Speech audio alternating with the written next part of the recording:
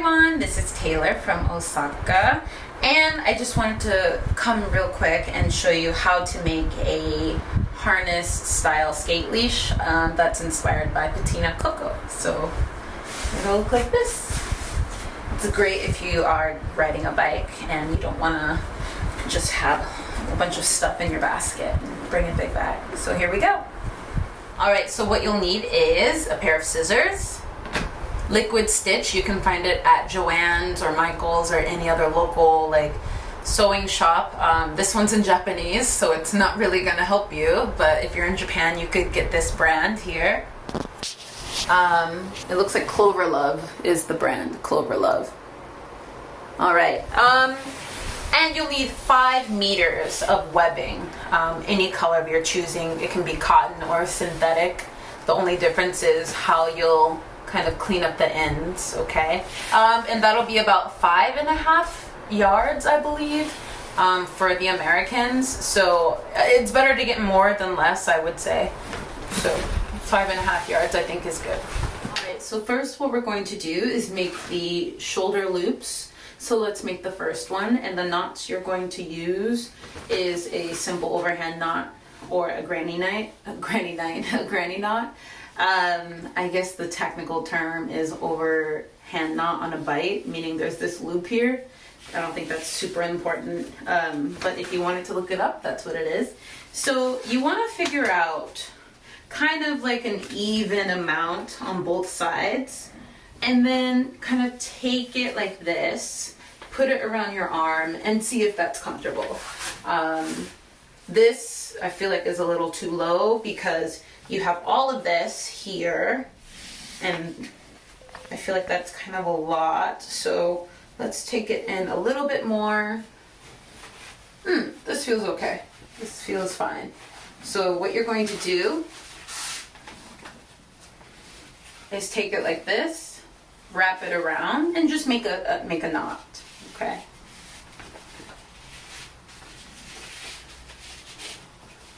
And pull. Cool. So you got your first shoulder strap, and try it on, see how you like it. The best thing about this is that you can tailor it to you. And so whatever you're comfortable with, if it's too tight in your armpit, then just kind of undo it and make it a little looser. This is actually perfect for me. So I'm gonna keep it like this. So you want this to hang down, and you're going to wrap this around. Probably shouldn't be doing this in this howdy, but it's so cute. Yeah, so wrap it around so it looks like this.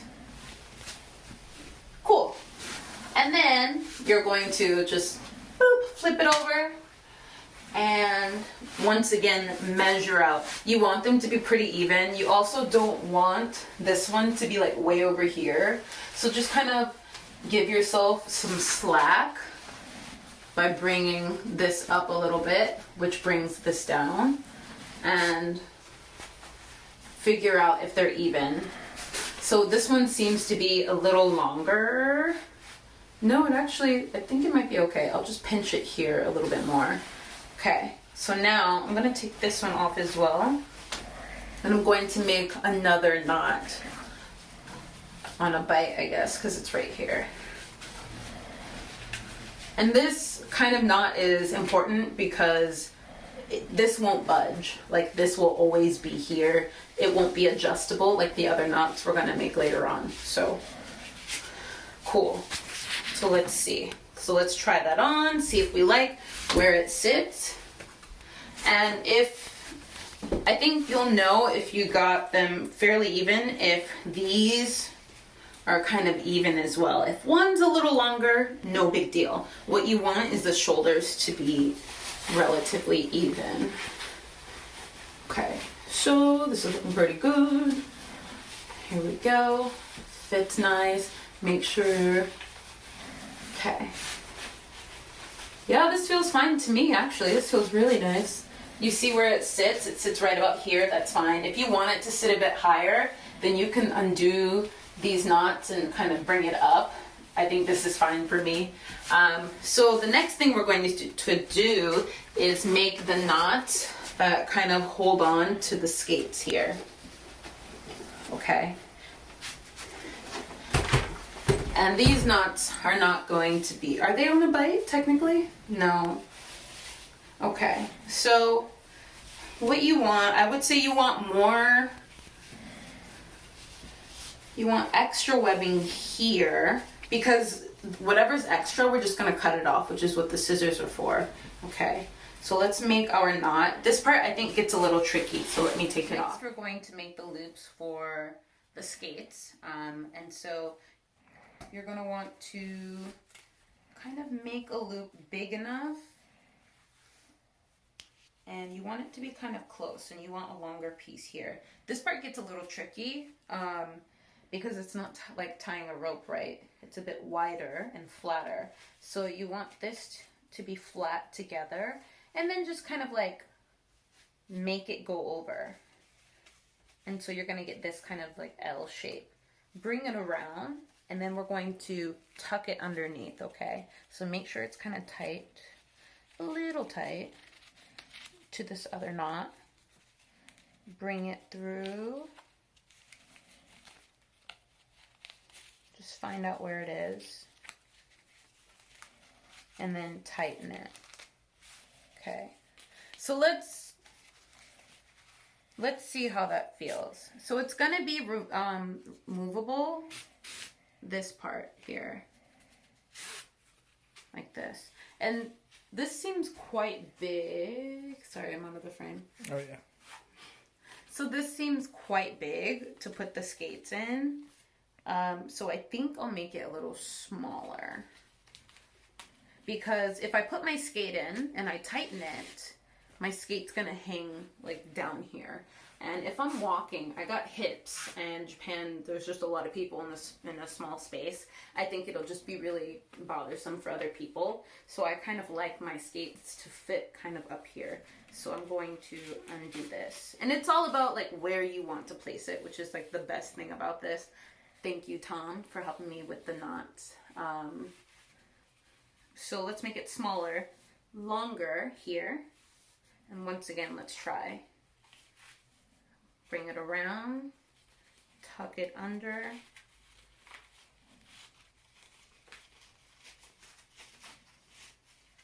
and tighten. Just kind of figure out which one, okay, that feels better to me. And just tug on certain ones, okay. Yeah, that looks a lot better. Okay, let's fit some skates on it. All right, so let's try and fit the skates through, and you're going to put it under here. That's where it's going to sit. It's easier when it's not on your body, so I would suggest doing it on the ground, on your floor, like this, and then you can just tighten it. Just kind of bring that knot forward. Okay. And you got your first knot done, and it sits a bit where I want this.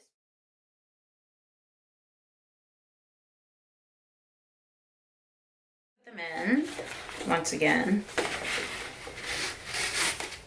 Yeah, I think this one ended up being a tiny, oh, this is okay actually. This is nice. So this is how it's going to sit on your body. I'm not sure if it's possible to have it go higher, is it? Oh, unless you maybe like put these knots higher, but this is okay.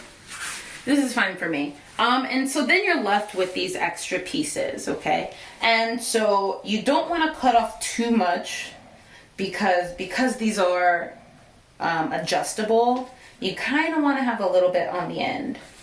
And so when you cut your webbing, or when it's cut at the store, you need to put liquid stitch on the ends for a very like nice finish. So if you have cotton, like this is cotton, then you're gonna want to use liquid stitch. But if you have maybe like a nylon webbing, I would say you could get like a old knife or an old pair of scissors, which is what Tom does for his climbing ropes, and you can heat it up on the stove a little bit, or with maybe a flame or something, and then just kind of lightly tap on the top of the end of the webbing here. That way it'll be nice and flat, okay? So a nice clean cut is good, and then using whatever your sealant will be depending on the material. And so I'll probably cut off about this much. So we're gonna take this, just a nice clean cut, like that. One, just kind of measure. It doesn't have to, this doesn't have to be perfect. If you're a perfectionist, then by all means, but I just don't think it's necessary for this because it's just DIY and it's a bunch of knots. And then what I did is I took a paintbrush, and I'll do it probably later. And this is kind of like a silicone liquid stitch. And so you just get your paintbrush and just kind of like tap the liquid stitch on the ends here so that they don't fray.